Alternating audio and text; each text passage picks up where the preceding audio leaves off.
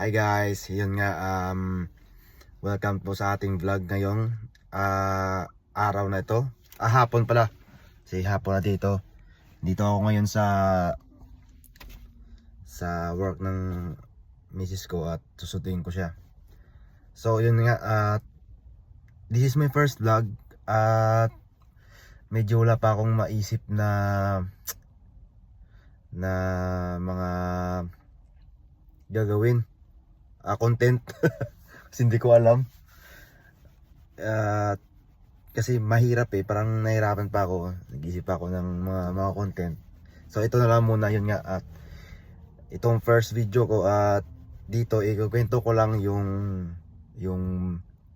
naging buhay ko dito sa Canada. First 2 months ko dito sa Canada simula nung dumating ako. Yun nga, February 14, Valentine's Day, ako dumating dito. And then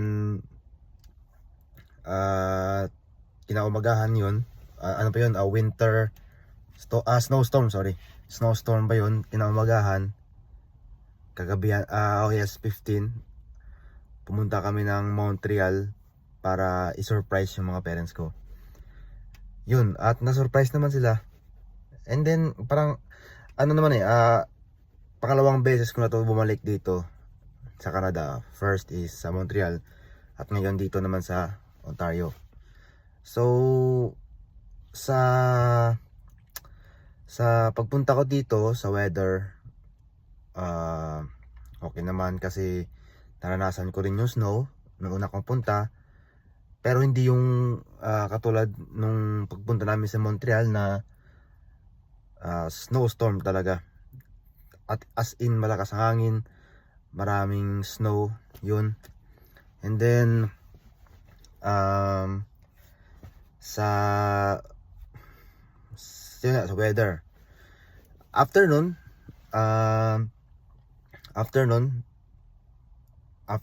bumalik namin dito sa Ontario from Montreal, nag-start na ako magsimula ng work, apply sa Indeed.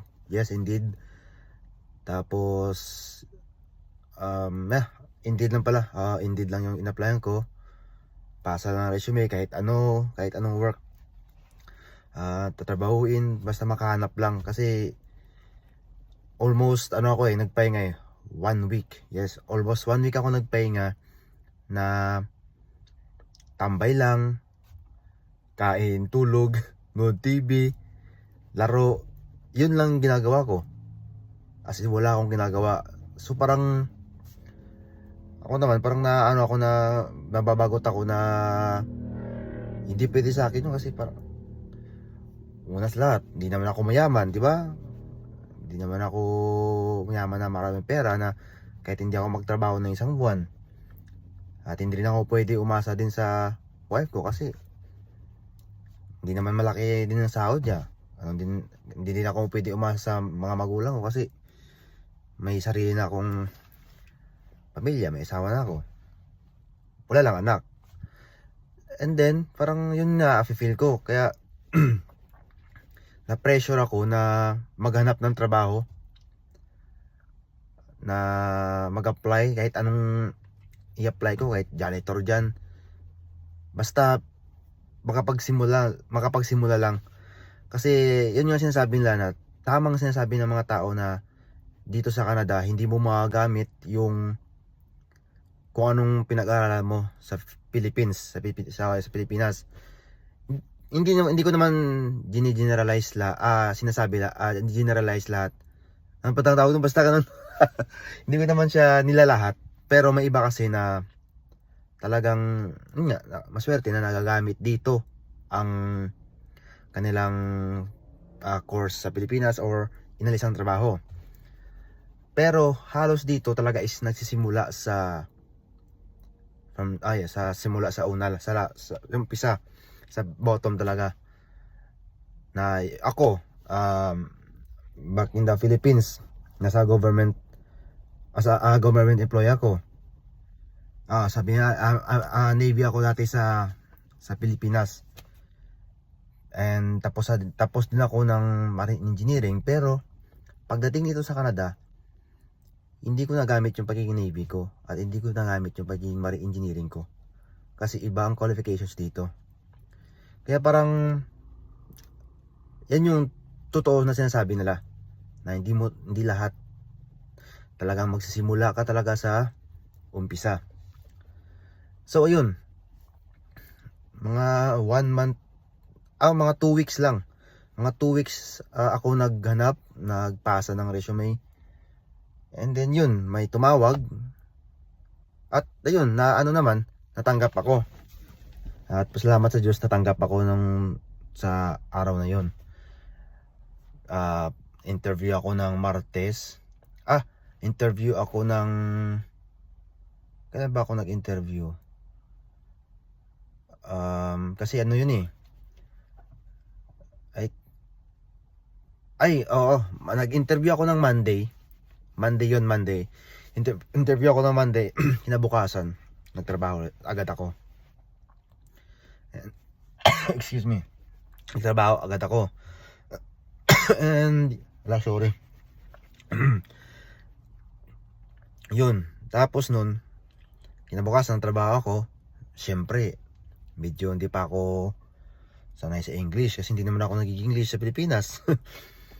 Tagalog talaga yung sinasalita natin. Ilonggo. Yun.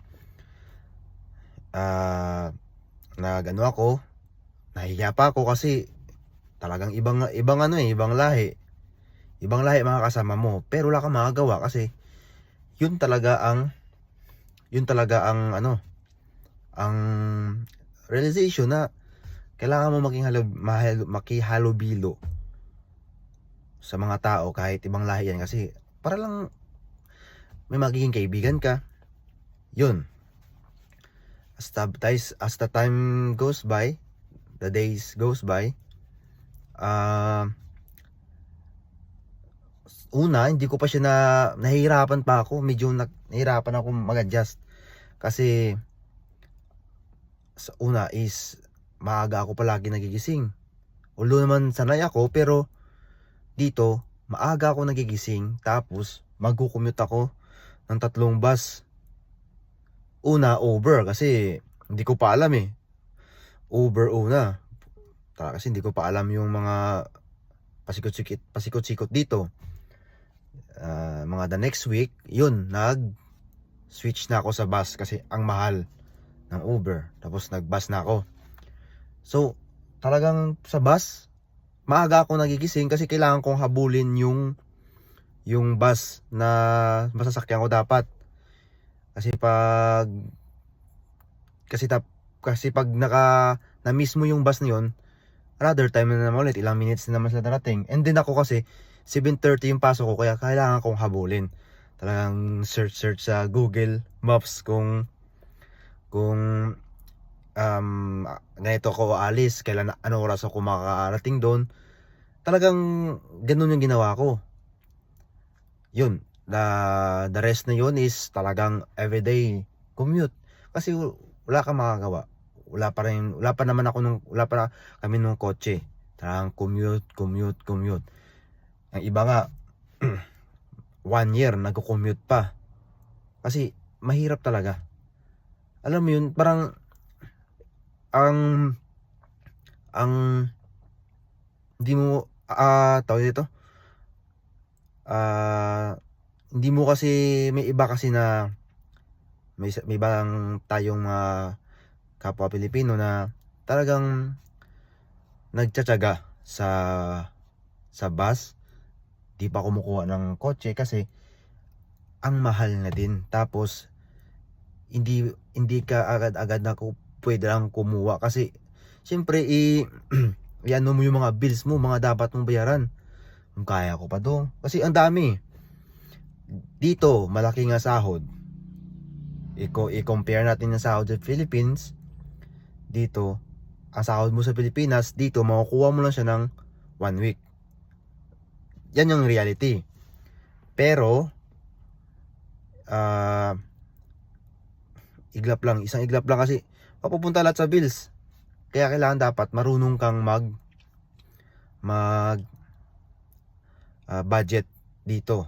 Kaya may ibang Pilipino na hindi pa kumukuha or hindi pa agad-agad kumukuha kasi hindi pa kaya. Which, para sa akin, kung ako lang mag-isa, kaya ko yan tiisin ng ganyan. Siyempre, sa katagalan, parang ma-realize mo din na naawa ka na rin sa, yun nga, sa asawa mo kasi siya din commute, ikaw commute din. Yung bang mapais lang yung buhay nyo na hindi kayo na masundo mo rin siya. Pero yun nga, pag kukuha ka ng kotse dito, dapat may kasama ka na. Kasi mahirap talaga pag ikaw lang mag-isa, kukuha ka na agad sa mga bayarin, bills. Yan. Then tapos, yun. Pagkatapos nun, na hindi pa ako makapag-adjust kasi ang time, ang tao, and then yung weather. Talagang sa sarili ko, alam ko sarili ko na ang hirap talaga mag-adjust. Yun nga, culture shock ka din kasi iba yung iba yung ano dito, yung mga kinagawian nila, mga kinakain nila, tapos mga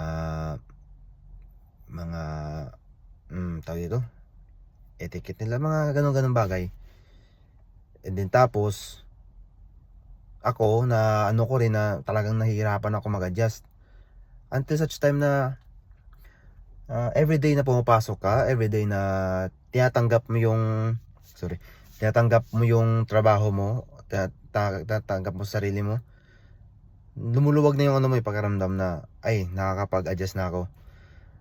Ayun, hanggang na ano ko na yung mga ano ko, kasama ko, na nakakausap ko na, nakakapagtanong na ako, nakikipagkwentuhan. Kasi wala kang choice eh. Kailangan mo talagang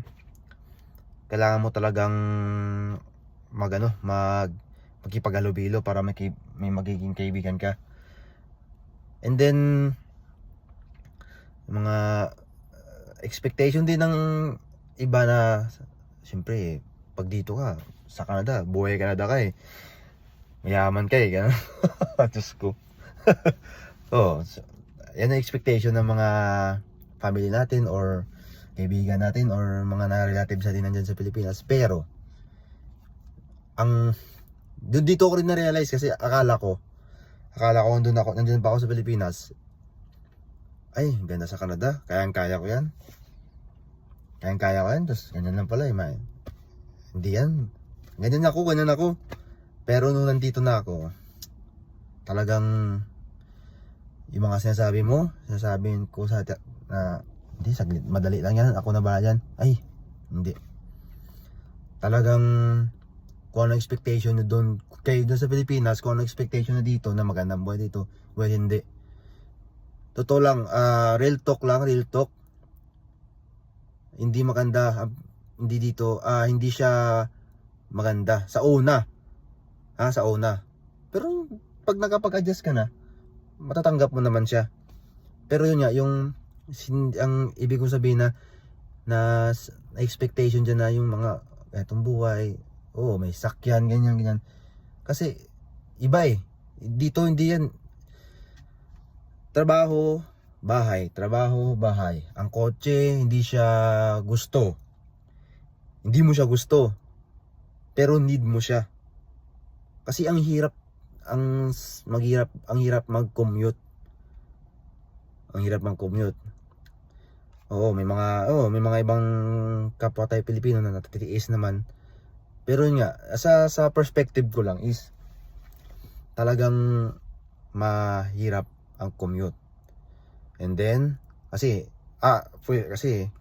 kung may grocery ka, may bibilin ka, ang hirap magbibit ka ng grocery sa bus.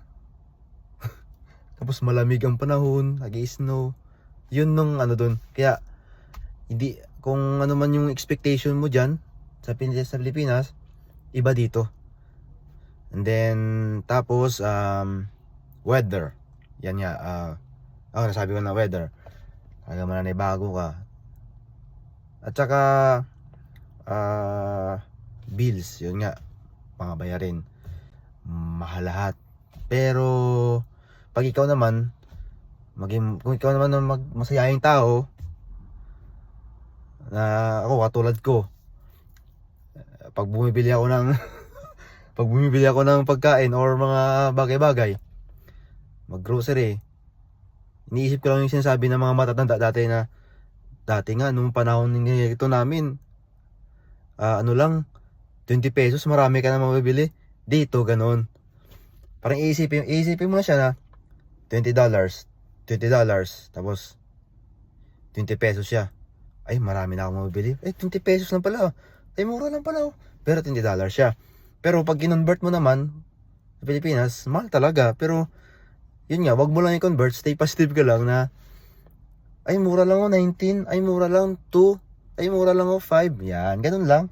Para hindi ka masyado mabibigatan ba. Isipin mo lang na parang peso lang yan siya. Kasi talagang dito maano ka, ma-overwhelm. Ako na-overwhelm ako na ala, damit, makabili ka na damit ng 16, makabili ka na damit ng 20. Pero huwag mo siya i-convert sa Pilipinas kasi mahal talaga. Isipin mo lang, ay, 20 pesos lang. Ganun ba? Yun. Sa bayarin, yan. Ano ba? Sa tao naman, yan. Kailangan mo lang magkihalubilo. And then, ano ba? Marami pa kasi. Kasi hindi ko na alam kasi. My God. First vlog ko kasi to. Tsaka talagang kung ano lang masabi ko, bahala na. Yun. Talagang dito talaga kailangan mo lang siya itanggapin paunti-unti na magkapag-adjust ka na ganito, tanggapin mo siya na ganito, mga bills, bayarin, mabilihin, na mahal. Pero wala kang magagawa. Kasi lahat ng mga tao naman hindi lang Filipino, nakausap ko mga kasama ko, kahit sa kanila, parang katulad din sa atin na wala din silang choice kaysa dun sila sa country nila, sa bansa nila na wala, maliit ang sahod. Hindi katulad dito na malaki. Kung anong rason natin na mga Pilipino, bakit tayo pumunta dito, ganun din sa ibang bansa, mga ibang lahi. Kaya parang ano ko na rin na wala tayong magagawa kasi choice mo to na pumunta ka dito para mabigyan yung family mo ng magandang buhay na mabigyan sila ng maayos na pamumuhay, di ba? Ganun naman talaga lahat ng rason ng mga kapwa nating Pilipino.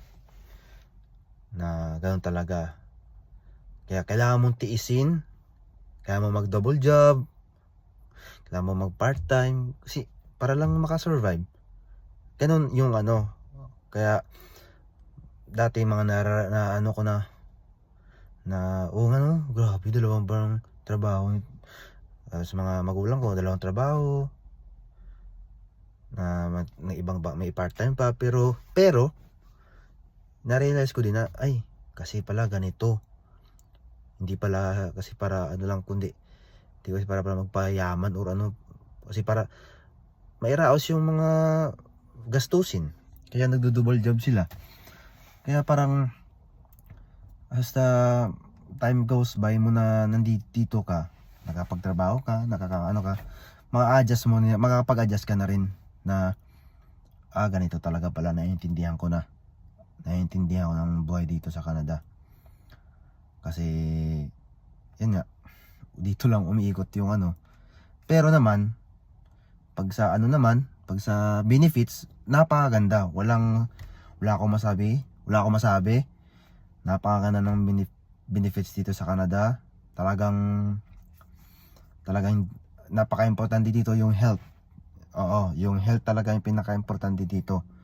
Kasi yung puhunan mo talagang mo talaga na yung puhunan mo is yung health mo. Oo.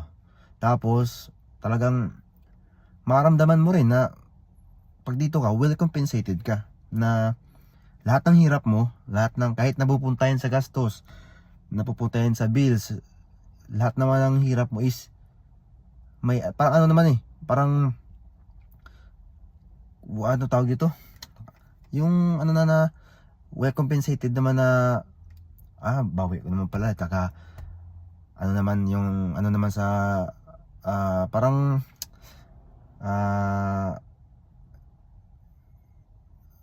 my god, nakalimutan ko, basta ganung mean na yun, ganung words na yun. Kaya hindi ka parang hindi ka maano na hindi ka malolo moral na ay maliit ang sahod ko, ganun pa. Hindi, kasi maganda ang benefits, tsaka ang benefits dito, ang mga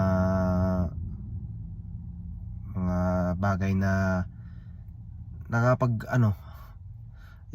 oh my god sorry, wala, basta ganun. At yung lugar, oo, kasi mapupuntahan mo yung iba't ibang lugar, makakita ka ng iba't ibang tao, makakita ka ng iba't ibang city, yon na kung every Filipino dream talaga na makapunta dito is yun nga, napuntahan mo or naabot mo kasi andito ka. Yun lang yung parang pambawi mo dun sa loob mo na sa lahat ng mga hirap mo dito. Yun nga, pero hindi naman yun nga, sabi nila, hindi naman lahat, hindi naman sa buong buhay mo maghihirap ka. Oo, hindi naman yun buong buhay mo maghihirap ka, kundi syempre kailangan mo pagdaanan yan, parang baby step na kailangan mo pagdaanan ng hirap hanggang makaabot ka sa success mo sa buhay. Kaya pag dito ka, masipag ka, maaabot mo yan. Kaya dito, magsipag ka lang, mag-invest, mag-ipon. Yan nga, apply ka sa PR o mag-apply ka PR. I-build mo yung career mo dito, build mo yung future mo dito. Talagang in the end, magiging successful ka talaga. Hindi lang sa buhay, kundi yung lahat ng ano mo, lahat ng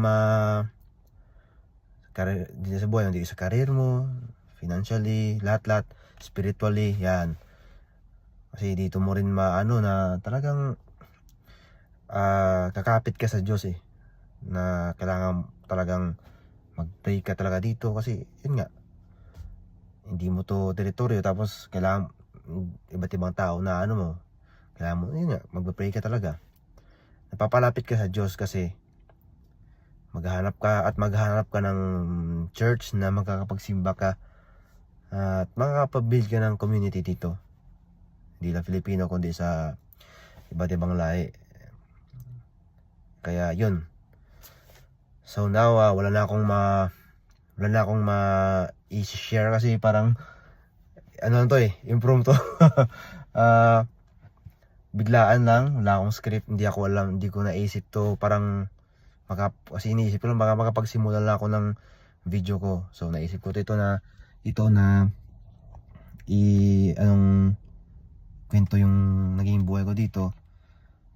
At yun, kaya pasensya na po sa mga kung minsan naguguluhan kayo sa mga sinasabi ko or hindi nyo mag-gets, kasi wala talagang, kung anong sinasabi ko, yun lang talaga. Kung ano ako, yun lang talaga. Kung ano lang yung naranasan ko, yun lang talaga. Kaya yun lang. Oo. Pero wag kayong mag-alala kasi sa mga susunod na videos, sa mga susunod ko na video, iba naman siyempre. Kailangan natin mag-isip ng mga content, kaya yun. So for now, ganito lang muna yan. Alam nyo na yung naging buhay ko dito. At yun, sana naintindihan nyo at magkapagbigay din sa inyo ng mga yung konting ano lang, hindi naman siya konting inspirasyon na para maabot nyo lang yung mga pangarap nyo. So see you next vlog. Don't forget to like, share, and subscribe. Babush.